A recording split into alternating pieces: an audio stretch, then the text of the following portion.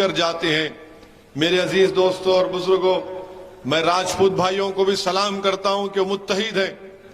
वो जानते हैं कि सियासी ताकत से क्या कुछ हासिल किया जा सकता है। 6% है राजस्थान में और 17 विधायक उनकर जीत कर जाते हैं। मेरे अजीज दोस्तों और बुजुर्गों, नाइंसाफी की दास्तान यहां पर खत्म नहीं होती है। राजस्थान में जो अक़लियतियों का, अल्पसंख्यक समाज की मिनिस्ट्री का बजट है वो सिर्फ 98 करोड़ है। इसमें मुसलमान भी शामिल हैं, ईसाई शामिल हैं, हमारे जैन भाई शामिल हैं, सिख शामिल हैं। और आपको जानकर हैरत होगी कि 62 लाख की आबादी राजस्थान में है। मैं जिस भाई साहब अभी रुक जाइए थोड़ी देर, छोड़ दीजिए, यहां देखिए, छोड़, किसी को डिस्टर्ब मत करिए, इतनी देर से खड़े हैं। मैं जिस प्रदेश से आता हूं तेलंगाना में, वहां पर मुसलमानों की आबादी 44 लाख की है और वहां पर अल्पसंख्यक जो मिनिस्ट्री है, आपको मालूम कितना बजट है वहां पर? राजस्थान में आप 9% है, यहां पर आपकी आबादी 62 लाख है। तेलंगाना में जो अल्पसंख्यक समाज का बजट है वो 1728 करोड़ रुपये है। अब आप बताइए कि आप यहां पर आबादी में सबसे ज्यादा हैं और अल्पसंख्यक समाज की मिनिस्ट्री का बजट सिर्फ 98 करोड़ है और तेलंगाना में 1728 करोड़ रुपए का बजट इस साल मंजूर हुआ है। आप बताइए कैसे हासिल हुआ है? तेलंगाना में मजलिस के सिर्फ 7 विधायक हैं, कोई मंत्री संतरी नहीं है वहां पर, मगर हमने अपनी सियासी ताकत के बलबूते पर वहां की सरकार को हमने मजबूर किया और उनसे कहा कि आपको अल्पसंख्यक समाज, मुसलमान, ईसाई, जैन, सिखों से इंसाफ करना पड़ेगा। और बजट हमने इतना किया, यहां पर सिर्फ 98 करोड़। तो मालूम हुआ कि ये जो 9 एमएलए जीत कर गए, ये विचारों में इतनी ताकत नहीं है, ना इनकी जबान खुलती कि अपने सियासी आका के सामने जाकर कहते कि गहलोत साहब जरा बजट बढ़ा दीजिए अल्पसंख्यक समाज का। ना वो बोल सकते हैं, ना उनको तकलीफ का कुछ अंदाजा भी है। मेरे अजीज दोस्तों और बुजुर्गों, जिस प्रदेश से मैं आता हूं, मैंने आपके सामने राजस्थान में जो बच्चे ड्रॉप आउट है स्कूल के बाहर, उनका जिक्र किया। तेलंगाना प्रदेश में हमने आज 7 साल पहले तेलंगाना की हुकूमत के चीफ मुख्यमंत्री के सामने बैठकर हमने कहा कि मुसलमानों की शिक्षा के लिए आपको काम करना पड़ेगा। और आज आप देखेंगे तो तेलंगाना में 60,000 मुस्लिम बच्चे और बच्चियां रेजिडेंशियल स्कूल में पढ़ते हैं सरकार के, जिसमें उनको एक पैसा देना नहीं पड़ता। 6 क्लास से 6ठी जमात से 12वीं जमात 12th क्लास तक उनकी तालीम फ्री, उनका खाना फ्री, लड़कियों का अलहदा स्कूल, लड़कियों का अलहदा हॉस्टल। ये काम मजलिस इत्तेहादुल मुस्लिमीन ने तेलंगाना में किया। क्या ये काम राजस्थान में नहीं हो सकता? बराबर होगा इंशाअल्लाह ताला, अगर आप मुत्तहिद रहेंगे। मेरे अजीज दोस्तों और बुजुर्गों, मुसलमान समाज का सबसे बड़ा मसला तालीम का है। अगर हमारे बच्चे और बच्चियां तालीम हासिल कर लेंगे तो दुनिया की कोई ताकत उनको रोक नहीं सकेगी। और मुसलमान के ताल्लुक से मीडिया में बैठकर ये लोग जो मुसलमानों से नफरत करते हैं, बड़ी बड़ी बातें करते हैं कि मुसलमान पढ़ता नहीं है। अरे मुसलमान पढ़ना चाह रहा है तो स्कूल ही नहीं खोलते। मुसलमान पढ़ना चाहता है, मुसलमान बेटी पढ़ना चाहती है, मगर तुम उसके बाप को स्कॉलरशिप नहीं देते ताकि वो अपनी बेटी को पढ़ा सके। मेरे अजीज दोस्तों और बुजुर्गों, याद रखिए ये तमाम चीजों का ताल्लुक सियासी ताकत से है। अगर आपके पास ताकत होगी, और ताकत का मतलब ये नहीं है कि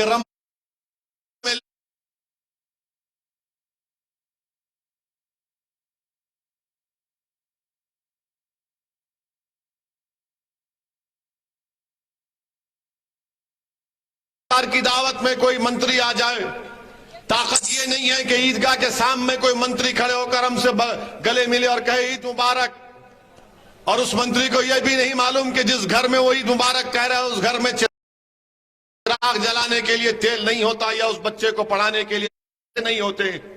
ये ताकत नहीं है।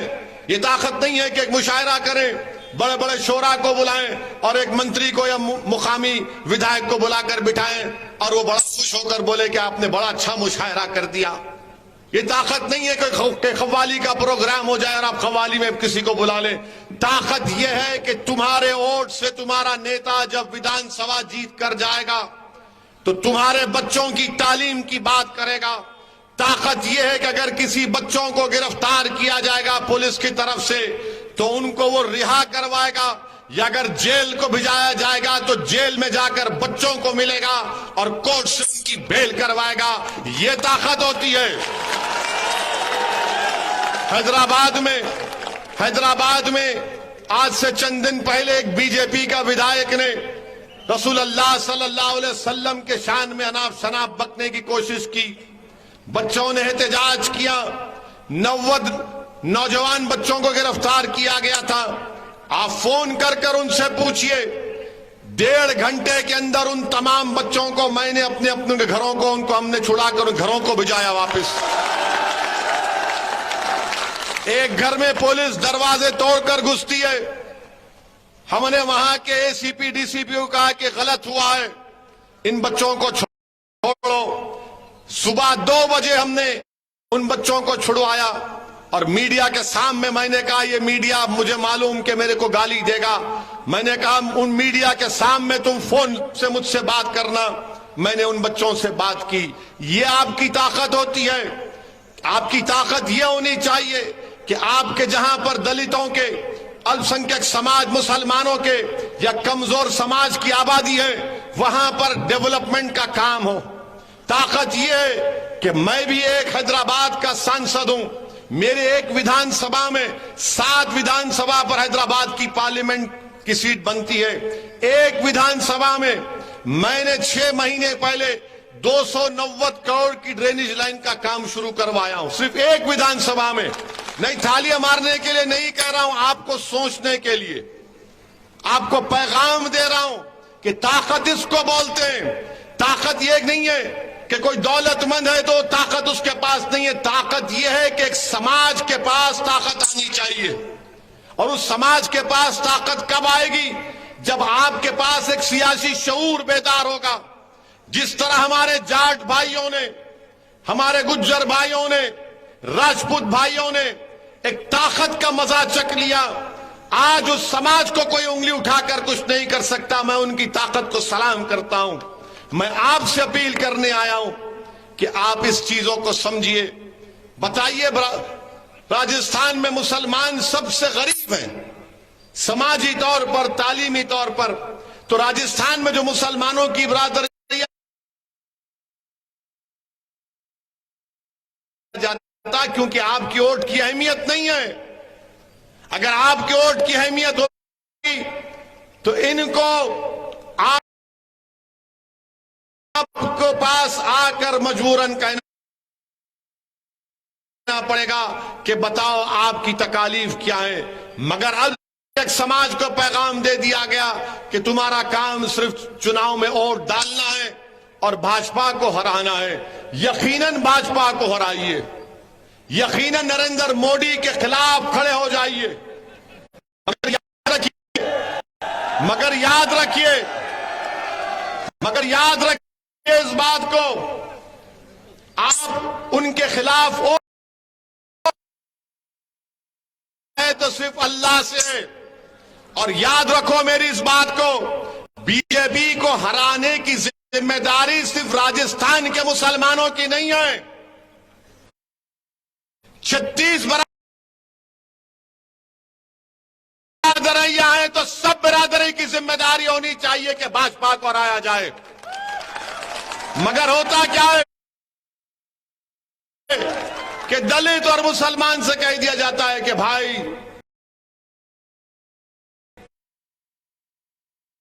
बीजेपी है। अरे क्या बीजेपी शेर है हम डर के भाग जाएंगे?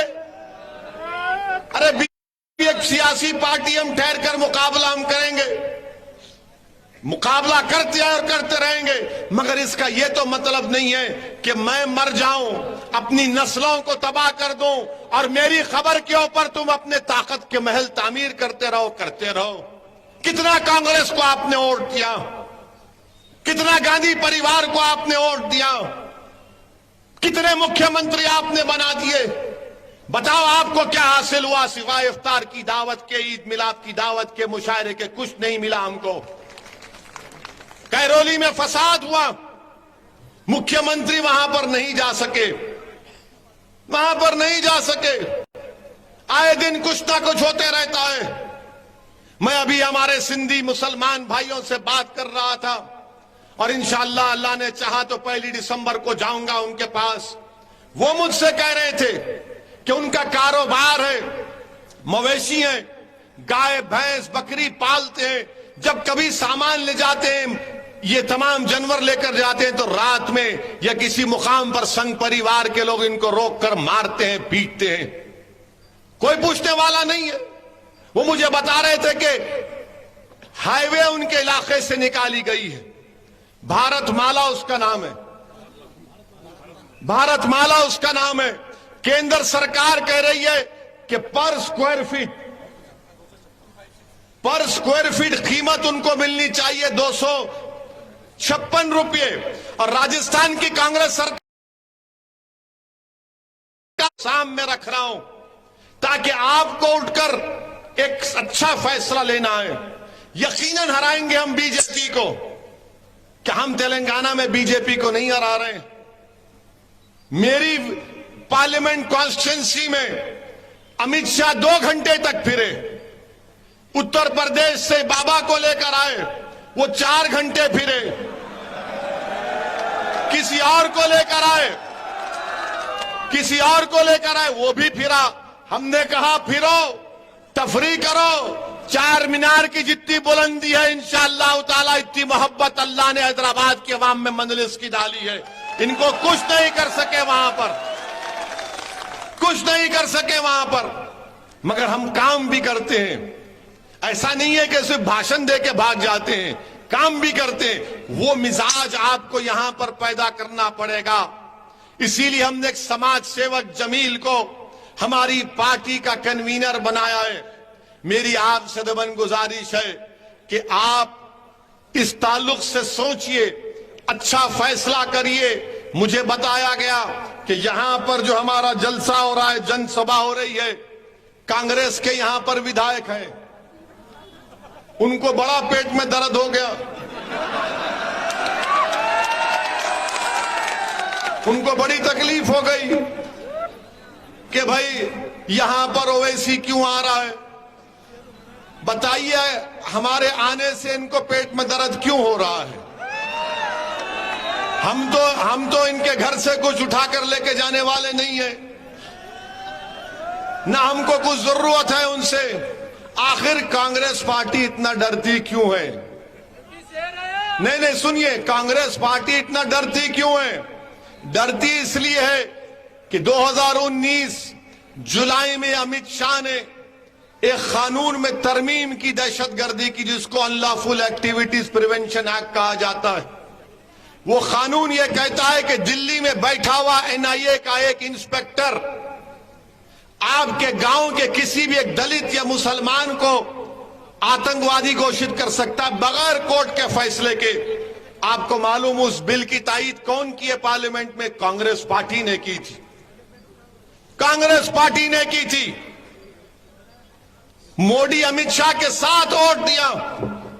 अब बताइए आप कौन सेक्युलर कौन कम्युनल?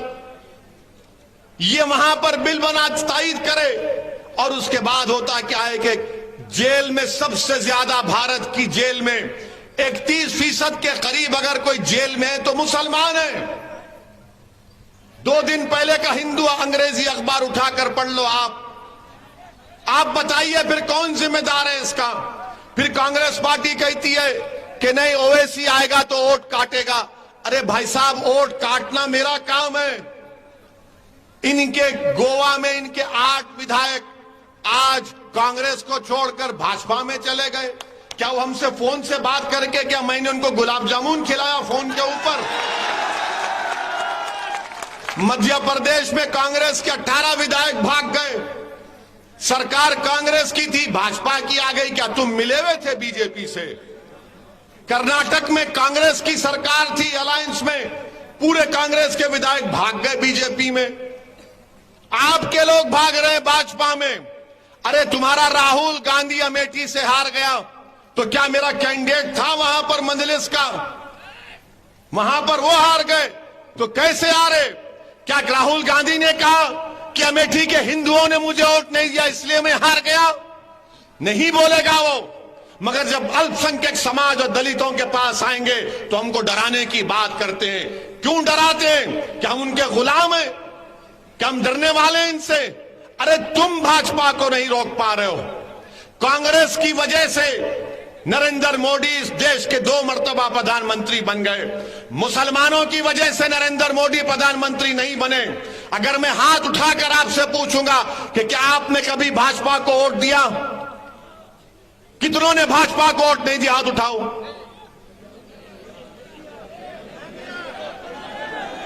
देंगे कभी वोट आप?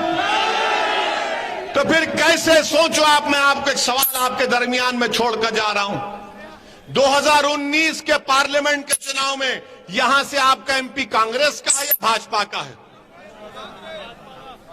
यहां का एमपी कौन है? भाजपा का है ना? भाजपा का एमपी है यहां से, है ना? आप जिताए उसको, आप वोट दिया उसको, फिर कौन वोट दिया उसको? आसमान से तो लोग नहीं आए होंगे, जमीन से तो निकल कर नहीं आए होंगे। यही कांग्रेसियों ने उसको वोट देकर जिताया, यही कांग्रेसियों ने उसको वोट दिया। अरे 4 साल पहले विधानसभा के चुनाव हुए, आप सत्ता में आ गए। 3 महीने के बाद पार्लियामेंट का इलेक्शन हुआ तो पूरे के पूरे भाजपा वाले जीत गए। हम थे यहां पर।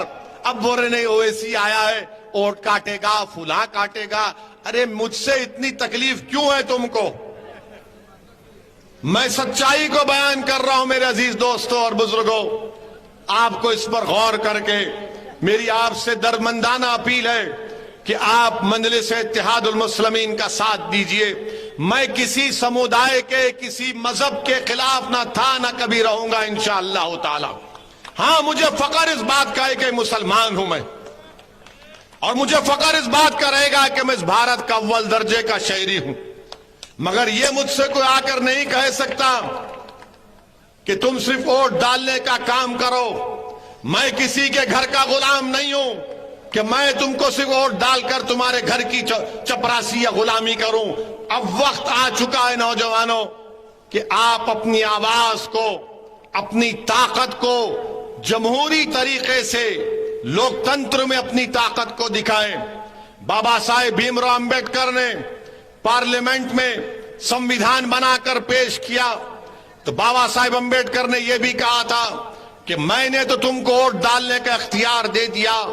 बाबा साहेब ने कहा कि मैंने तुमको संविधान में फंडामेंटल राइट्स दे दिए। और मगर बाबा साहेब ने एक पैगाम दिया तमाम कमजोरों को, मजलूमों को, कि देखो मैंने भारत के आईन में, संविधान में, कॉन्स्टिट्यूशन में लिबर्टी की बात की, इक्वालिटी की बात की, फ्रेटर्निटी की बात की, जस्टिस की बात की, इंसाफ की बात, मसावात की बात, भाईचारगी की बात, आजादी की बात बाबा साहेब ने की। और बाबा साहेब ने कहा कि अगर इसको हासिल करना है, तुमको मसावात हासिल करना है, इंसाफ हासिल करना है, भाईचारगी हासिल करना है, तो सियासी ताकत बनो। अगर आप सियासी ताकत नहीं बनेंगे तो बताओ आज से 20 साल के बाद ये जो मासूम 9-10 साल के बच्चे, क्या तुम उनकी आंख में आंख डालकर बोल सकोगे कि हमने तुम्हारे मुस्तकबिल को अच्छा बनाकर छोड़ा? असदुद्दीन ओवैसी जमील आज अगर आपके इलाके में आए हैं, अल्लाह बेहतर जानता कि हम अपनी शोहरत के लिए नहीं आए हैं। ये लड़ाई मुस्तकबिल की लड़ाई है, ये लड़ाई आने वाले नस्लों की लड़ाई है, ताकि वो तकालीफ जो आप और हमने अपनी जवानी में सहे, वो ये नस्ल को तकालीफ का सामना ना करना पड़े। मेरे अजीज दोस्तों और बुजुर्गों, आप जानते हैं कि राजस्थान में महंगाई, पूरे देश में राजस्थान में महंगाई अपनी उरूज पर है। पेट्रोल डीजल की कीमतें आसमानों को छू रही हैं। नौजवानों का बेरोजगारी उनका मुकद्दर अशोक गहलोत की सरकार और भाजपा की मोदी सरकार ने बनाकर रख दिया। आप बताइए कि मोदी ने जीएसटी के नाम पर पेंसिल के ऊपर भी जीएसटी लगा दी। पेंसिल के ऊपर, माने वो जो मासूम बच्चा स्कूल को जाएगा, A for apple B for ball लिखेगा, तो पेंसिल के ऊपर देश के प्रधानमंत्री ने उस पर भी जीएसटी लगा दी। शमशान घाट नया बनाएंगे, उस पर भी जीएसटी है। यानी जिंदा रहे तो भी जीएसटी, मरे तो भी जीएसटी। बच्चा स्कूल को जाएगा तो जीएसटी, चावल का पैकेट खोला जीएसटी, दाल का पैकेट खोला जीएसटी, तेल का डब्बा खोला जीएसटी। भारत के प्रधानमंत्री, आपका नाम जीएसटी रख देना चाहिए। आप कुछ छोड़ ही नहीं रहे, अब सिर्फ सांस लेना बाकी है। हो सकता है कि भारत को विश्व गुरु बनाने के लिए देश के प्रधानमंत्री, उनकी पार्टी बोलेगी कि आप सांस ले रहे हैं राजस्थान में, तो उस पर भी जीएसटी लगा देंगे। आप बताइए क्या देश का हाल करके रख दिए। बेरोजगारी इतनी बढ़ चुकी है कि पूरी दुनिया में, पूरी विश्व में अगर कोई नौजवान बेरोजगार है, सबसे ज्यादा तो भारत में है। जब वो नौजवान रोजी पूछता है तो उससे कहते हैं कि तू लग जा, गौरक्षक बन जा। जब पूछता तनख्वाह नहीं मिल रही तो कहते हैं पीलू खान को तो मार दे।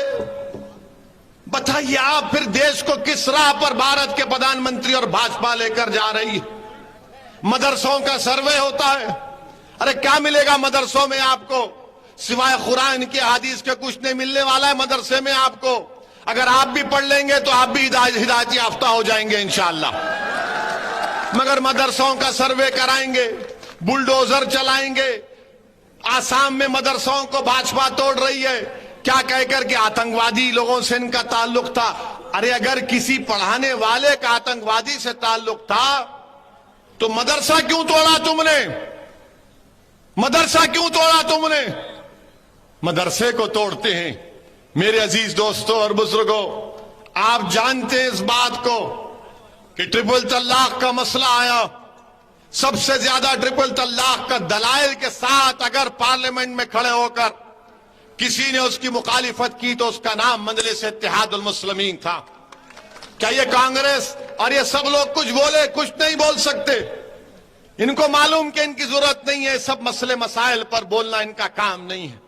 और आज देखते हैं कि कांग्रेस पार्टी में तो माशाल्लाह सर्कस बना हुआ है। राजस्थान में कांग्रेस पार्टी सर्कस का मंजर पेश कर रही है। मुख्यमंत्री का एक मंत्री कहता है कि राजस्थान में सिर्फ ना दो नारे लग सकते हैं कि राजीव गांधी हमारे और अशोक गहलोत डैश डैश है। क्या बात है, अशोक गहलोत मुर्दाबाद बोलना क्या गुनाह होगा? अरे जब हम खड़े होकर नरेंद्र मोदी मुर्दाबाद बोल सकते तो अशोक गहलोत मुर्दाबाद भी बोलेंगे। क्या करना है करके दिखाओ तुम। मैं बोला हूं, दिखाओ क्या करोगे तुम। इनके कांग्रेस के जनसभा में चप्पल जूते फेंके जा रहे हैं। हमारी जनसभा नहीं हो सकती मगर तुम्हारी जनसभा में चप्पल जूते फेंके जाएंगे। कोई इनका मंत्री कहता है कि जब मेरा एक दिन आएगा मैं उसको सबको खत्म कर दूंगा। तो ये कांग्रेस पार्टी में माशाल्लाह दबाकर अंदरूनी कुश्ती चल रही है। बीजेपी में भी चल रहा है मामला दबा के। महारानी कह रही कि मैं मुख्यमंत्री बनूंगी, अमित शाह उनको देखते भी नहीं है पलट के।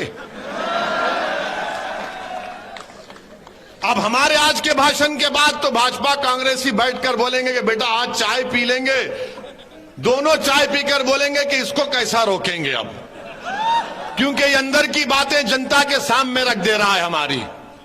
मेरे अजीज दोस्तों और बुजुर्गों, आप देखेंगे कि अभी टीवी पर आया कि मोदी जी ने चीता लाया है भारत में। माने एक चीता लाया है, उसको छोड़ेंगे भारत में। अरे भाई साहब, मोदी जी से जब चीन के बारे में पूछा जाएगा तो चीता की ज्यादा रफ्तार में मोदी जी भाग जाएंगे। जब मोदी जी से पूछा जाएगा देश के युवाओं की नौकरी कहां गई, मोदी जी चीता को भी पीछे छोड़ देंगे कि हमारी जमीन पर चीन की फौज कब्जा करके बैठी है। 50,000 हमारी फौज चीन की फौज में आंखों में आंखें डाल रही है, डेप्सांग और डेमचाक में, मगर वहां पर कोई बात ही नहीं करेंगे। अरे भाजपा वालों, ये कैसा तुम्हारा राष्ट्रवाद है कि तुम चीन का नाम लेने से डरते हो? और हम दिख जाते हैं ये जिम्मेदार है, ये जिम्मेदार है। चीन जिम्मेदार नहीं है, मगर चीन के बारे में कुछ नहीं कह रहे। और हो सकता है कि देश के प्रधानमंत्री अब समरखंड जा रहे हैं, एससीओ के समिट में हो सकता है कि शी जिनपिंग से गले भी मिल ले, क्या फर्क पड़ता है। मगर मेरे अजीज दोस्तों और बुजुर्गों, मेरी आपसे अदबन गुजारिश है कि आप एक सियासी ताकत बनकर उभरिए। जब तक आप अपने वोट हासिल नहीं करेंगे, और मैं आपसे वादा कर रहा हूं कि अगर आप मुत्तहिद हो जाएंगे तो 36 बरादरी के लोग भी आपके साथ आ जाएंगे। मगर आप मुत्तहिद होना ये शर्त अव्वल है। अगर आप मुत्तहिद हो जाएंगे, हमारे दलित भाई हमारे साथ खड़े होंगे। आप बताइए कि कौन सी दुनिया में भारत है? मेघवाल नामी एक बच्चा जालोर का स्कूल में पानी पीता है तो पानी पीने के नाम पर उस मेघवाल बच्चे की जान ले ली जाती है। हम 2022 में, हम 1822 में नहीं है। इस मौजूदा दौर में एक दलित बच्चे को सिर्फ पानी के बर्तन को हाथ लगाने पर उसकी जान ले ली जाती है। मैं हमारे दलित भाइयों से भी अपील कर रहा हूं कि आप हमारे साथ आइए, आप हमारा साथ दीजिए। और मैं हमारे दलित भाइयों से कह रहा हूं कि आप सिर्फ हमारा हाथ पकड़ो, हम आपको हमारे कंधों पर बिठाकर इंशाअल्लाह कामयाब करवाएंगे। मेरे अजीज दोस्तों और बुजुर्गों, यही चंद गुजारिशात मुझे आप तक कहना था। मैं शुक्रगुजार हूं कि आप लोग यहां पर आए, इतनी रात गए, आप यहां पर ठहरे रहे। और मैं आपसे वादा कर रहा हूं कि इंशाअल्लाह ताला मैं पहली मर्तबा यहां पर आया हूं।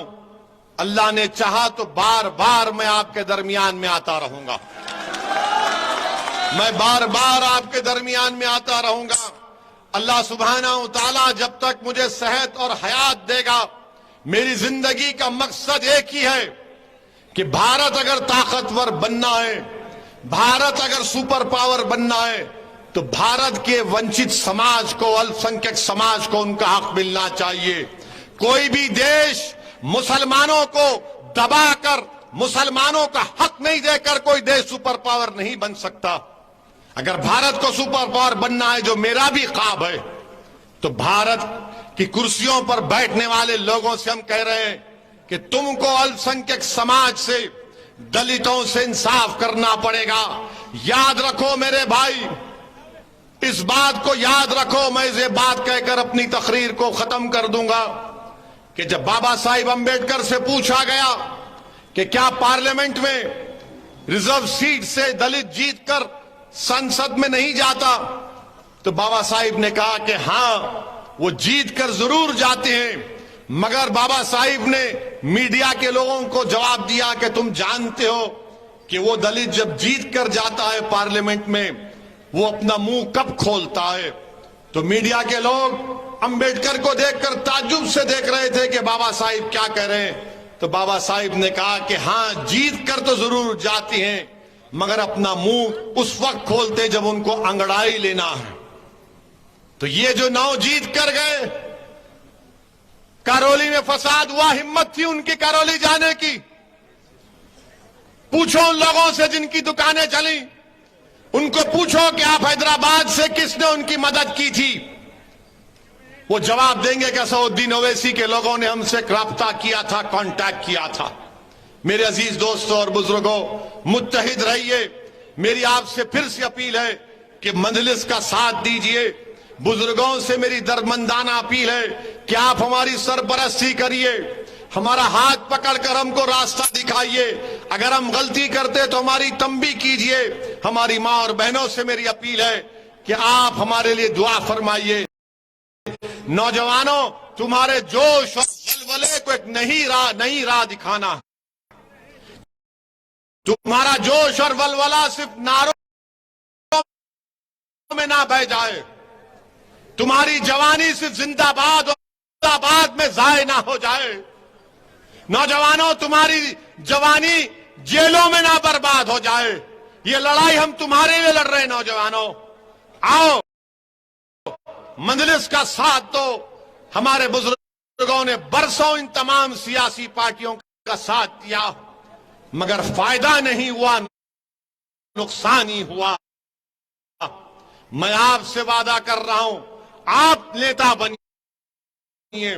मैं राजस्थान को इसलिए नहीं आया हूं कि मैं नेता बनूं। मेरी ख्वाहिश ये कि नजफगढ़ से मुझसे बेहतर, लाखों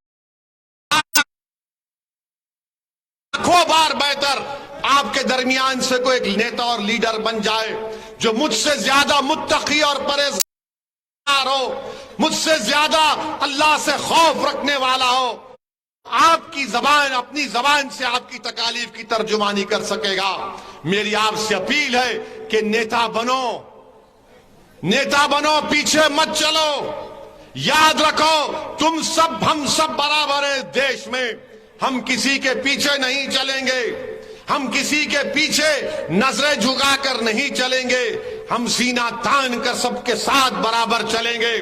यही हमारी लड़ाई का मकसद है। मेरी आपसे गुजारिश है कि आप मंजलिस का साथ दीजिए। आप तमाम का फिर से शुक्रिया अदा करता हूं। न्यूज सारथी 24 श्रवण कुमार नेचू, नवलगढ़, झुंझुनू।